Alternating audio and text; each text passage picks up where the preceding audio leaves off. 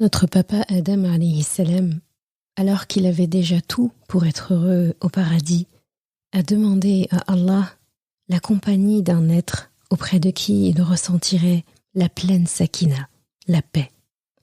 Lui qui ne manquait de rien et était respecté des nobles anges, penses-tu qu'il avait besoin d'exercer une autorité sur notre maman Hawa? Ou avait-il plutôt besoin d'une alliée à aimer et à prendre soin?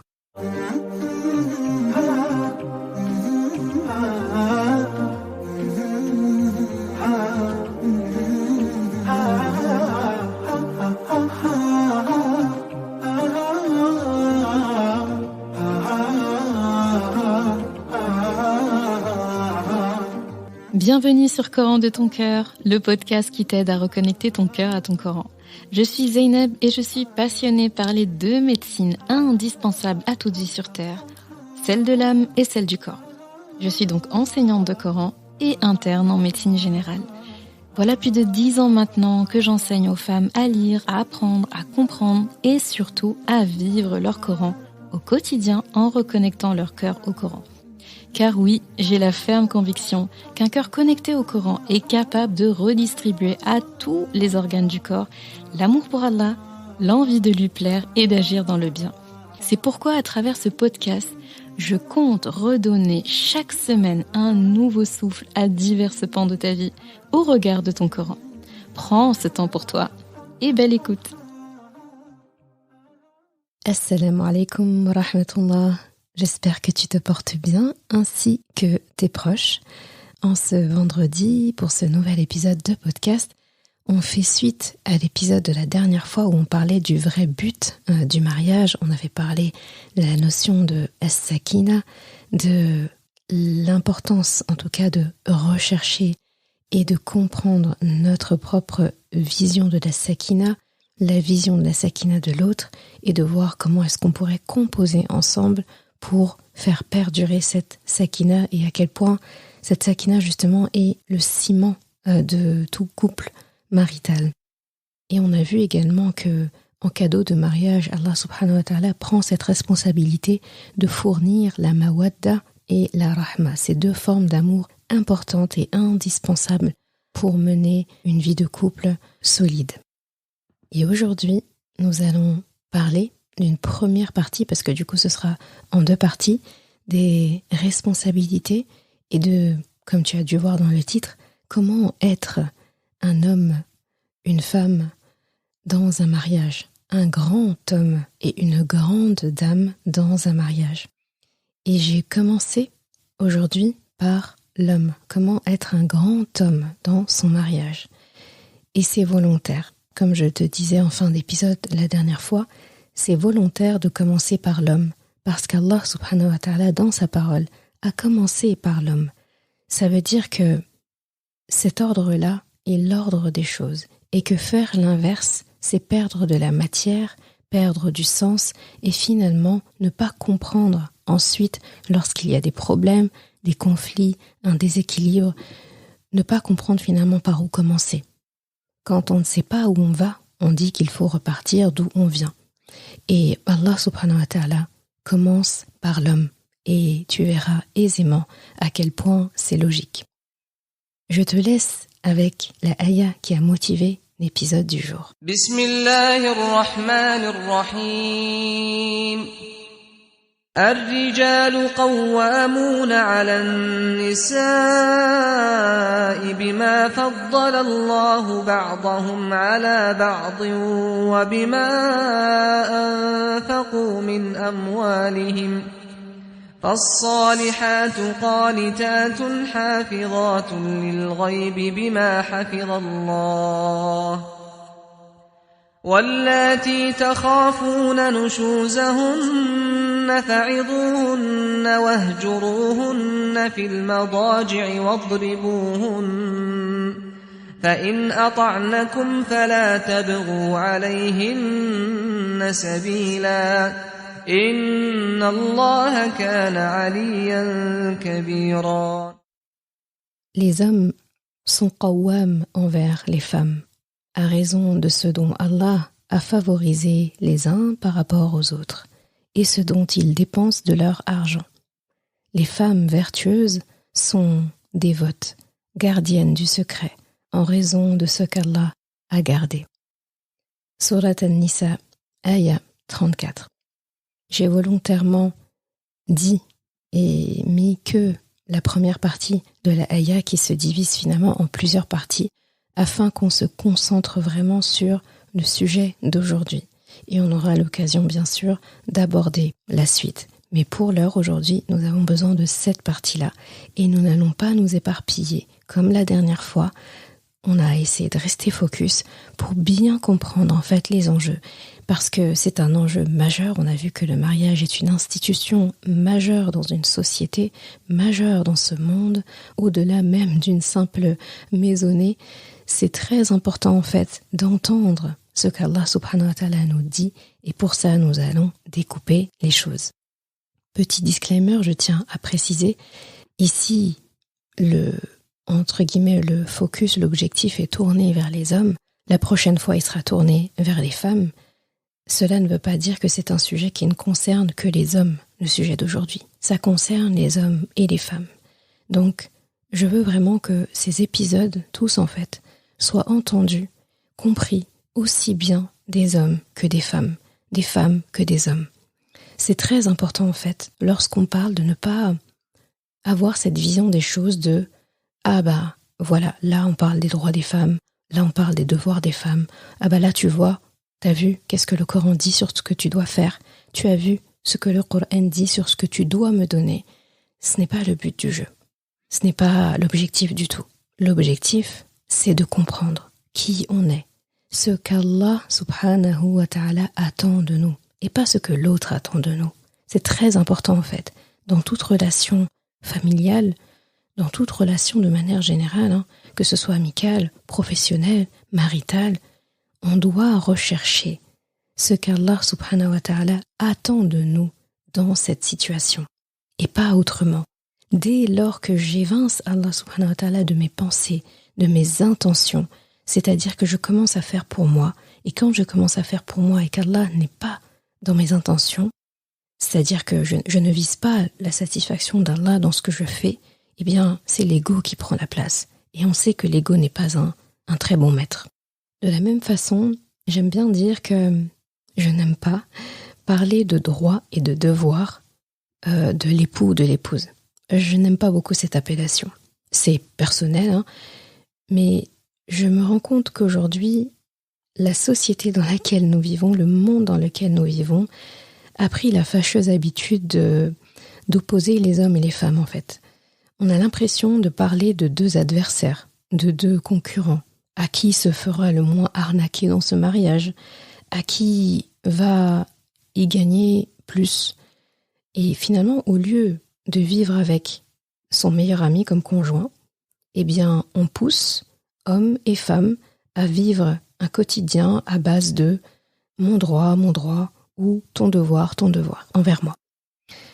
Et c'est pour ça que j'aime dire que je préfère parler en termes de responsabilité. Parce que finalement, si on regarde bien, un devoir est une responsabilité. D'accord ? Ce que je dois à quelqu'un, c'est ma responsabilité. De la même façon, un droit est aussi une responsabilité. Parce que pour que je puisse faire valoir un droit, il faut que je sache tout à propos de ce droit et il faut que je sache comment parler de ce droit et comment amener l'autre à respecter mon droit. Comment, en fait, imposer, entre guillemets, à l'autre que j'ai des droits et vice-versa. Donc c'est ma responsabilité de faire valoir mon droit. C'est ma responsabilité de connaître mon droit. C'est ma responsabilité d'enseigner à l'autre mon droit. Donc à la fin, c'est que des responsabilités. C'est pour ça que j'aime parler de responsabilité. Parce que je suis responsable de mes devoirs et je suis responsable de mes droits. Revenons maintenant sur cette aya qui est très importante pour nous. Et c'est la aya du Coran qui répond à cette question. Quel est mon rôle d'homme ? Quel est mon rôle de femme ? On ne trouvera pas, en fait, d'endroit, de texte plus explicite, plus clair au sujet des responsabilités, des piliers dans les responsabilités d'un homme et des piliers dans les responsabilités d'une femme que ce qui est dit dans cette aya. En fait, cette ayah, si elle est comprise, si elle est méditée, si elle est appliquée, il ne peut pas se passer autre chose que du khayr en fait. Même s'il y a des difficultés et des épreuves, ce sera bien abordé, ce sera bien drivé, parce qu'on aura respecté ces gros piliers. Encore une fois, c'est la même chose que rechercher la sakina dans le mariage et pas autre chose finalement. Si la sakina n'est plus dans le tableau, c'est comme si le seul pilier qui te faisait tenir la maison s'écroule. Il ne reste plus rien, ça sert à rien de se fatiguer pour le reste. Ça ne tiendra pas, en tout cas pas sur le long terme, parce que le pilier de base n'a pas été respecté. Donc pour notre ayah d'aujourd'hui, j'ai volontairement dit, en parlant de la traduction, en sens rapproché bien sûr, c'est très difficile de traduire déjà la langue arabe, encore plus compliqué de rendre honneur à la parole d'Allah en termes de traduction, donc on fait notre maximum. Et la traduction, je l'ai lu en disant « Les hommes sont qawwam envers les femmes ». J'ai préféré laisser le mot tel quel, puis ensuite on l'aborde ensemble, et là ça aura plus de sens. Parce que ce qui est communément traduit, je pense que tu as déjà vu plusieurs fois écrit ça quelque part, c'est « les hommes ont autorité sur les femmes ». Et désolé de le dire, au cas où tu pensais que c'était le cas, mais ce n'est pas la traduction exacte, ce n'est pas la traduction juste. Qawwam n'a rien à voir avec l'autorité. Qawwam en arabe désigne une personne qui détient une responsabilité, quelqu'un qui a la charge de gérer un travail, quelqu'un qui gère un système, quelqu'un qui doit s'occuper de ce qui doit être fait à propos de quelque chose, en prenant en compte tous les facteurs connexes. En fait, dans le mot qawwam, il y a, si tu recherches l'étymologie du mot dans un dictionnaire arabe, j'utilise souvent la grammaire et le lexique des mots du Coran par le professeur Maurice Gloton, rahimahullah, et il y a d'autres traductions, il y a d'autres dictionnaires, bien sûr, mais tu ne trouveras pas, en fait, dans la racine qui veut dire le mot qawwam, donc qawwama, tu ne verras pas la mention d'autorité, au sens pur. En fait, qawwam, donc de la racine qawwama, c'est déjà, juste par sa composition, c'est pas qawwam, c'est qawwam, d'accord? Donc qawwam, déjà, on sait que c'est la notion de quelque chose qui est répétitif, quelque chose qui est constant. C'est quelque chose qu'on fait tout le temps, tout le temps. Qu'est-ce que on fait tout le temps quand on est qawwam? Eh bien, lorsqu'on est qawwam, on est actif. On est tout le temps actif. On est debout. On fait preuve de justice. On n'est pas passif, en quelque sorte. On est constamment impliqué, on est dévoué, on est proche et protecteur des personnes qu'on protège. On encourage, on soutient, on prend soin d'eux, on surveille, on assume, on exécute, on soutient, on défend, on persévère dans ce qu'on fait. On se lève, on se dresse, on est droit, on s'élève. C'est tout ça, qawwama. C'est pour ça que ne sois pas étonné que c'est la même racine qui sert à dire Qayyum, qui est un des 99 noms d'Allah. C'est la même racine qui sert à dire Qiyam, le fait d'être là, de se dresser, de se mettre debout, de s'acquitter, de persévérer, d'accomplir des choses, de s'installer. Dans Qawwam, on a l'exactitude, la droiture. On a vraiment ce rôle de quelqu'un qui est responsable et qui assume sa responsabilité et qui va jusqu'au bout en fait de ses responsabilités. Ça n'a rien à voir avec l'autorité. L'autorité, la dominance, le fait de gouverner ou de contrôler, on est loin de tout ça. En gros, ici, on parle d'une grosse responsabilité envers les femmes. Et c'est par ces responsabilités-là qu'Allah précise aussi dans cette ayah qu'il a donné des dispositions à l'homme, aux hommes, pour pouvoir mener à bien leur capacité, leur rôle de qawwamun. Et c'est très important ici de regarder les mots qui ont été employés. Allah a parlé des hommes et pas des maris. Il a dit ar-rijal. Il aurait pu dire les époux, mais il a dit les hommes ou masculins, pas les maris. Comme pour dire, à partir du moment où tu es un homme, tu es qawwam. C'est genre pas possible en fait que ce soit autrement. La question ne se pose pas pour Allah. Tu es un homme, tu es qawwam. Et d'ailleurs, il dit « Ar-rijalu qawwamuna ». Il n'y a même pas de verbe. Ça veut dire littéralement « les hommes sont qawwam ». C'est un état en fait, c'est intrinsèque. Il n'a pas dit « les hommes doivent être qawwamun ». Il n'a pas dit « les hommes s'entraînent à être qawwamun ». Il n'a pas dit « les hommes sont supposés être qawwamun ». Il a dit « les hommes sont qawwamun ». Donc ils le sont de manière intrinsèque. Il n'y a pas d'autre possibilité. Et l'autre chose aussi, c'est que ce n'est pas seulement envers les épouses, parce qu'il dit « Ar-rijalu qawwamuna 'ala an-nisa ». Il aurait pu dire « 'ala al-azwaj », il aurait pu dire « voilà, envers les épouses », mais non. Il a précisé envers les femmes. Donc, ta responsabilité d'homme n'est pas seulement envers ton épouse. Ta responsabilité, ton statut de qawwam, c'est envers toutes les femmes de ta famille. Ta mère, tes sœurs, tes filles, tes grands-mères. Ces femmes doivent se sentir en sécurité de t'avoir dans leur famille. Elles doivent se sentir protégées parce que cet homme-là que tu es là, debout, actif, qui veille, qui protège, qui assume, qui pourvoit, et tout ce que implique qawwam. En quelque sorte, une des meilleures préparations au mariage pour tout homme, c'est de prendre soin des femmes qui composent déjà sa famille. Un homme qui s'est habitué, par exemple, à escorter sa mère en voyage ou à l'accompagner pour faire des courses, il n'éprouvera aucune difficulté à le faire avec son épouse plus tard. Un homme qui est habitué à dépenser pour ses sœurs, pour sa mère, à participer avec son père aux charges du foyer, il n'aura aucun mal à être qawwam avec son épouse plus tard. Un homme qui a pris l'habitude de soutenir, protéger, d'agir activement pour sa mère et pour ses sœurs, il le fera facilement pour son épouse après. Allah a inscrit sur l'homme al-qawwam, d'accord ? Al-qawwam, donc ça c'est l'action, il l'a inscrit naturellement chez les hommes.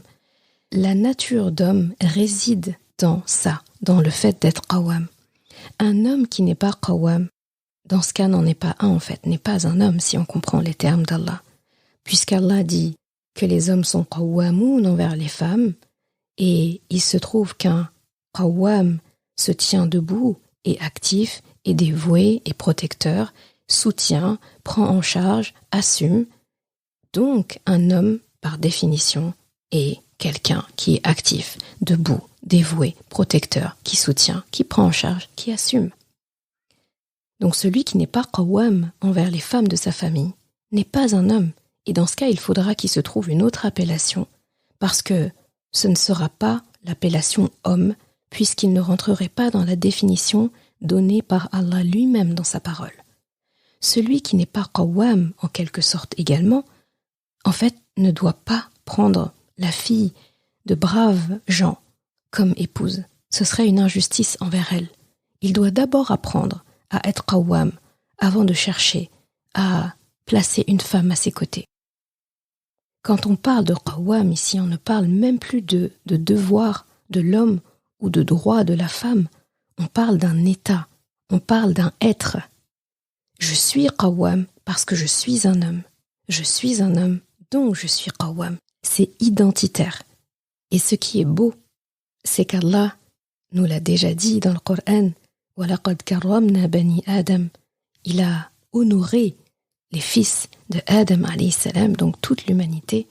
Ça veut dire qu'il a honoré l'homme et il a honoré la femme. Ça veut dire que l'honneur de l'homme, sa virilité, sa grandeur, sa valeur, on aime bien parler aujourd'hui de comment être un homme de valeur, comment être une femme de valeur, eh bien sa valeur repose sur sa qualité de qawwam envers les femmes. Et là je fais un petit aparté, parce que ça peut motiver. C'est la pure vérité. Et c'est quelque chose qu'on a tendance à oublier. Parce que dès qu'on parle de responsabilité, on se dit c'est quelque chose que je dois.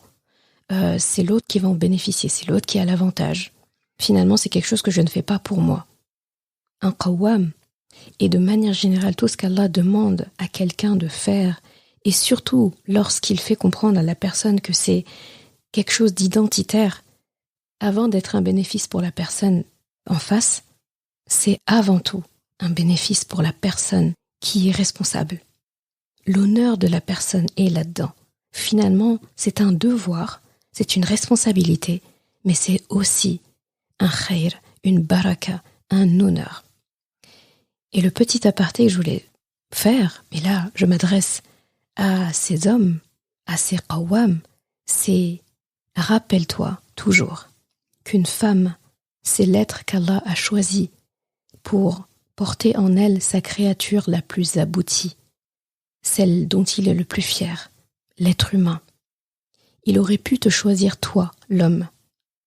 Tu as plus de force physique, tu as plus d'endurance. Donc, dans cette logique, c'est toi qui aurais dû porter cette charge de 10 kilos. Le bébé, le liquide amniotique qui l'accompagne, le placenta, etc. Tout l'arsenal, en gros, qui va avec une grossesse, donc qui va avec un bébé. Normalement, c'est toi qui aurais dû porter cette charge de 10 kilos pendant 9 mois. On est d'accord. Mais ce n'est pas toi qu'Allah a désigné pour cette tâche. C'est elle. Et il a eu ses raisons de faire ça. Parmi ces raisons, celle de montrer sa toute-puissance, Jalla wa Ala, en permettant à la femme de porter ce que physiquement elle n'aurait pas dû être capable de porter. Et toi, est-ce que ton rôle, il est plus facile pour autant, puisque tu n'as pas eu à porter l'humanité dans ton ventre? Loin de là. Loin de là. Ton rôle, en fait, il est double, il est grandiose, il est peut-être plus grand même que celui de cette femme. Il est à hauteur de ce qu'Allah t'a donné en capacité, à savoir de porter tout, de la porter elle qui porte tes enfants et elle qui porte quelque part l'âme de ta maisonnée. Tu vas devoir porter tout ça. Et c'est pour ça qu'il t'a donné les dispositions physiques, mentales, émotionnelles et financières. C'est pour tout ça en fait. Parce que tu vas en avoir besoin pour être qawwam. Sans ça, tu ne pourras rien porter, ni toi-même, ni ta famille.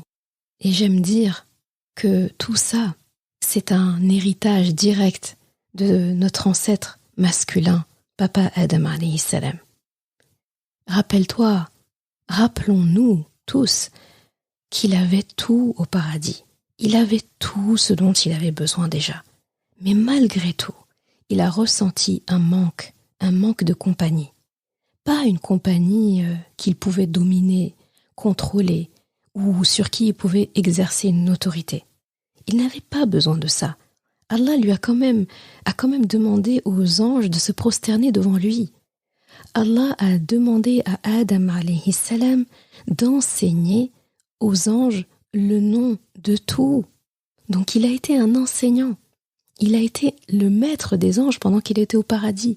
Et quels êtres sont plus grands, plus nobles que ces anges? Qui en fait est plus noble qu'un ange?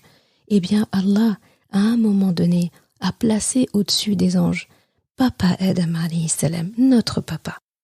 Donc quelqu'un qui a déjà tout ça, qui vit au paradis, qui jouit de toutes les dispositions qu'un être humain aimerait avoir, il se sent incomplet. Il se sent seul, il sent qu'il lui manque quelque chose. Donc ce n'est pas d'une compagnie qui pouvait dominer qu'il recherchait ça, il l'avait déjà. Il avait déjà cette possibilité-là.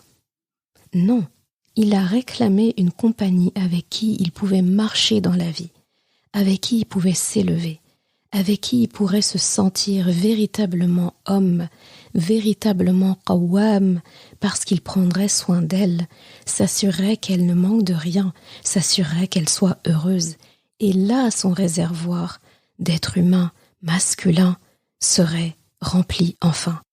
Et mashallah, dans le Coran, on a des exemples d'hommes qawwam. Je pense à une scène qu'on a déjà parlé dans le podcast, à savoir celle de Moussa alayhi salam, lorsque il voit ces deux jeunes femmes en sortant du désert auprès d'un puits qui ne veulent pas s'approcher d'un troupeau d'hommes qui sont en train de prendre tout l'espace, qui s'éternisent à côté du puits, qui n'ont vraiment pas la galanterie de les laisser. Donc elles attendent que tous ces hommes partent, comme elles ont l'habitude, puis ensuite elles font le travail pénible d'abreuver toutes leurs bêtes parce que leur père est âgé et ne peut pas s'acquitter de ça.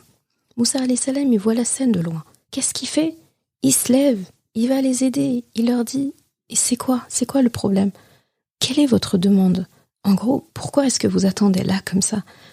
Et elles répondent « Notre père est âgé, nous ne voulons pas nous mélanger à ces hommes. » Moussa alayhi salam, il se ferait un chemin.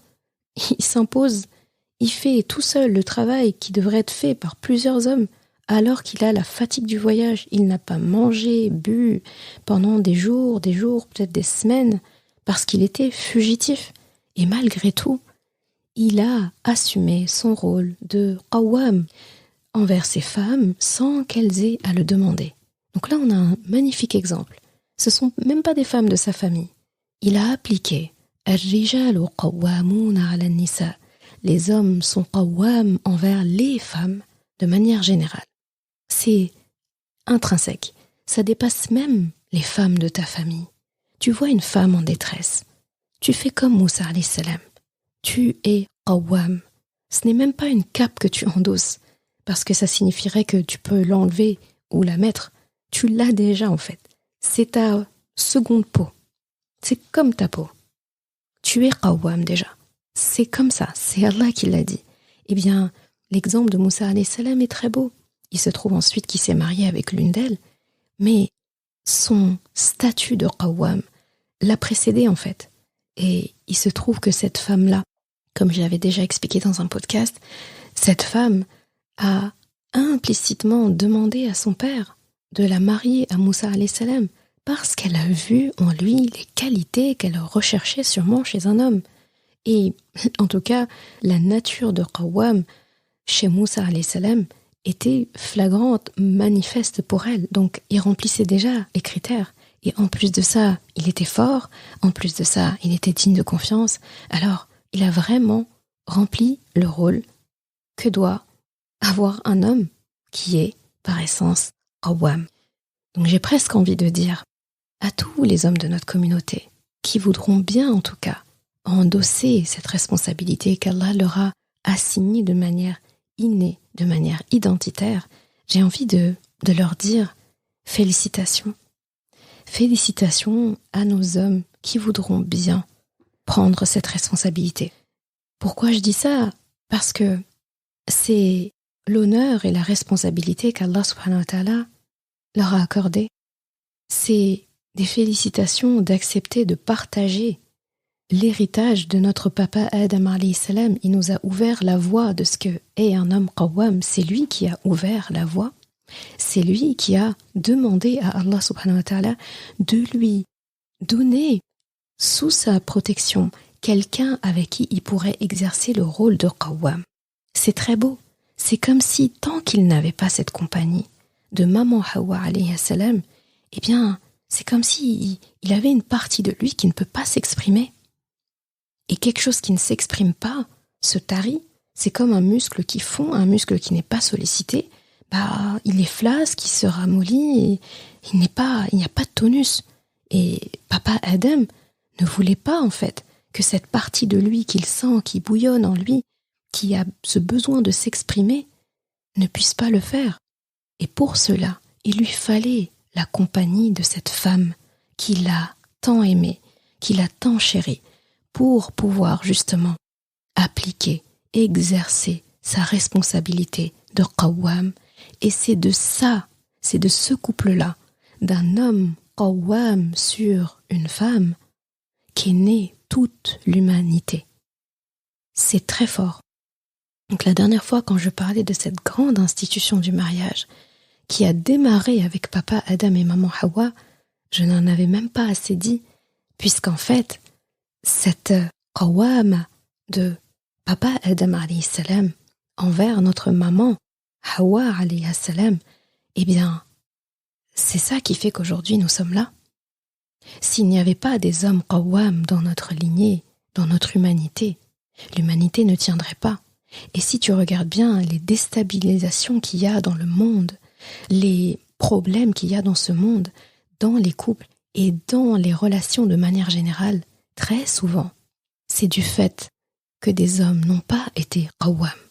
Et c'est pour ça que je démarre avec ça, parce qu'Allah a démarré la ayah avec ça. Et nous verrons à l'épisode prochain que les conséquences, en fait, d'une femme qui est vertueuse, d'une femme qui est comme elle doit être, c'est directement lié au rôle d'un homme. Parce qu'un homme qui est qawwam, il permet à sa femme d'avoir un cadre sécuritaire pour exercer le rôle qu'Allah lui a assigné, les rôles qu'Allah lui a assignés. Et on va voir à quel point une femme qui a dans sa maison un homme qawwam, pas seulement l'époux, ça commence avec le père, avec les frères et avec le mari, et bien à quel point en fait, non seulement elle va avoir un cadre sécuritaire pour être ce qu'elle est, pour être elle-même, pour s'épanouir, et une femme épanouie remplit son rôle. Une femme épanouie peut être une femme vertueuse. Et une femme vertueuse rend l'appareil, rend la faveur à un homme d'une manière tellement belle que cet homme aura encore plus envie d'être qawwam qu'il ne l'était au départ. Et j'aime bien citer quelque chose que mon papa, que je l'ai souvent entendu dire, en tout cas quand il parle des hommes. On sait qu'un homme qui est marié donc devient le mahram de son épouse. Donc mahram, c'est ce protecteur-là. Donc une femme a plusieurs mahrams dans sa vie. Elle a d'abord son papa, donc la personne qui est en tout cas responsable d'elle. Ces personnes, en tout cas les maharim, c'est les personnes avec qui on ne peut pas se marier. Sauf, bien sûr, il y a le mari qui est déjà là. Donc elle a son papa, ses frères si elle en a, elle a des oncles, son fils devient son mahram lorsqu'il grandit, son époux, ses neveux également.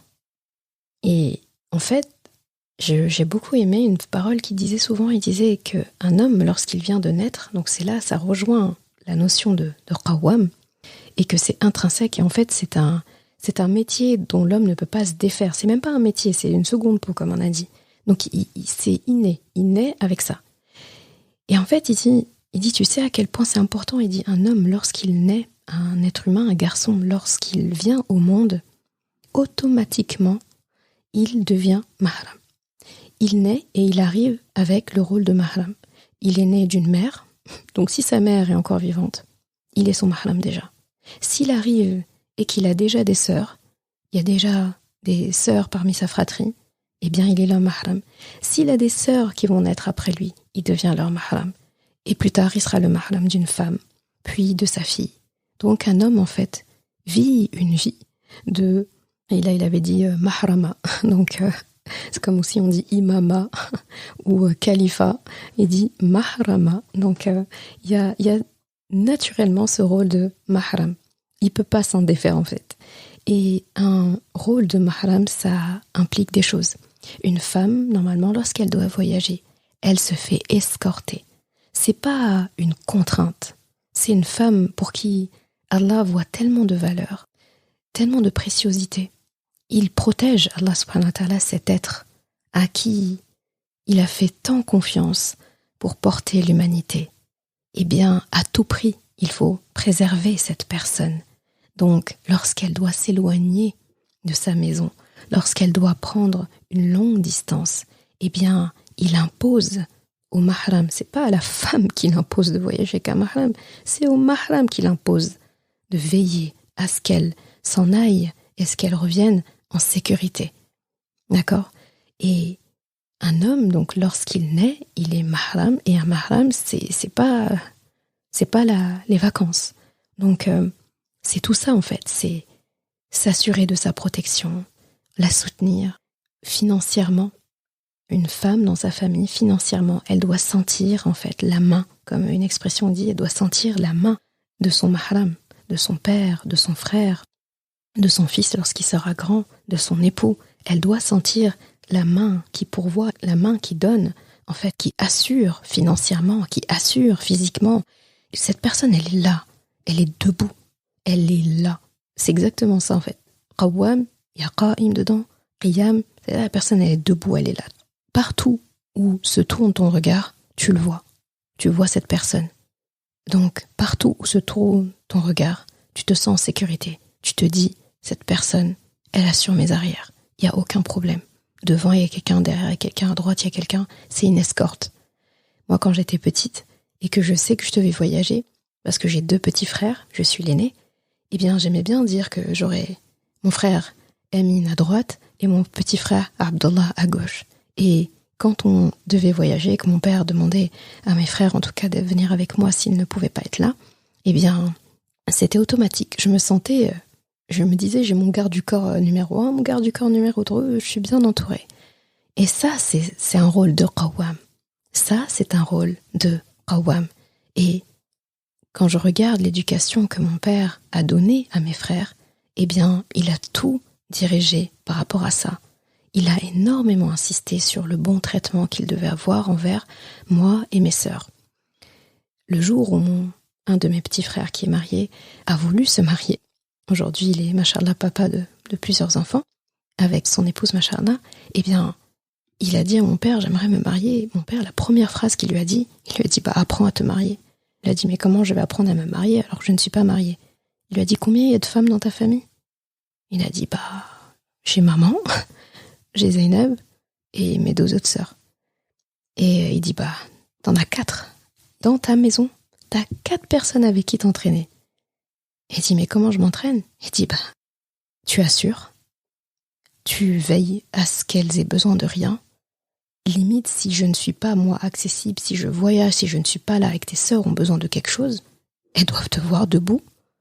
Ta mère doit te voir présent. Tu dois les protéger, vérifier que tout va bien. Assurer, tu dois être debout. C'est-à-dire, limite, tu me secondes. Si je ne suis pas là, t'es là. Si je suis là aussi, t'es là. Si tu arrives à traiter ta mère comme une impératrice, si tu arrives à traiter tes sœurs comme des princesses, ta femme, elle pourra facilement être une reine dans cette histoire. Et aujourd'hui, quand je vois, je n'aime pas, j'espère qu'il m'écoute pas parce qu'il va se dire, il aime pas beaucoup quand on parle de lui et de son bon comportement, mais je suis obligée pour donner l'exemple. Et bien quand je vois aujourd'hui, tabarakallah, sa manière de se comporter avec son épouse, avec ses filles, et comment il s'est comporté avec moi alors que c'était mon petit frère, j'ai toujours senti sa présence comme un grand frère, alors que c'est mon petit frère. Quand il est à côté de moi, quand il est quelque part où je suis là aussi, je sens la sécurité. Je sens la même sécurité que j'ai quand mon père est là. Et ça n'a pas été possible autrement que par la prise de conscience de « je suis qawwam ». C'est l'honneur qu'Allah m'a donné. Je suis content d'assumer ce rôle. Et en remplissant bien ce rôle, Allah va le rendre en fait. Il va le rendre. Celui qui est qawwam, qui assume et qui accepte d'être qawwam, Allah va lui rendre ça par 1000, par 100, par des milliers. Et il se dira, mais pourquoi est-ce que je n'ai pas été qawwam avant ça? Au prochain épisode, Inch'Allah, ce sera autour des dames. Et tu verras comment se comporte une épouse dont l'époux est un vrai homme, un vrai qawwam, et comme ses responsabilités à elle complètent parfaitement celles de son époux, pour que finalement tous deux puissent atteindre la sakina tant attendue d'un vrai mariage. Je te dis à vendredi prochain pour un nouvel épisode, et je demande à Allah subhanahu wa ta'ala de faire de nos hommes, de tous les hommes de notre communauté, des hommes qawwamouna ala nisa, qui sont heureux de l'être, qui voient leur épouse et que leur épouse aussi voit comme des alliés, comme des compagnons, comme papa Adam et maman Hawa se regardaient comme 2 êtres qui sont complémentaires et qui cheminent vers Allah subhanahu wa ta'ala, eux contre le reste. Amin ya Rabbal Alamin. Merci d'avoir écouté cet épisode. Et comme toujours, si ce podcast t'a apporté du bien, alors une chose à faire, t'abonner pour ne rien rater Et si il te semble pouvoir être utile à d'autres personnes, sens-toi libre de le partager et même de laisser un commentaire et la note de ton choix sur ta plateforme d'écoute préférée. Ce sera une belle manière de me faire savoir que ce podcast doit continuer et être écouté par le plus grand nombre. Je confie à Allah subhanahu wa ta'ala le soin de préserver ta foi, ton honneur et ton cœur. Je te laisse à présent passer un bon moment avec ton Coran et je te dis à vendredi prochain pour un nouvel épisode. Assalamu alaikum wa rahmatullah.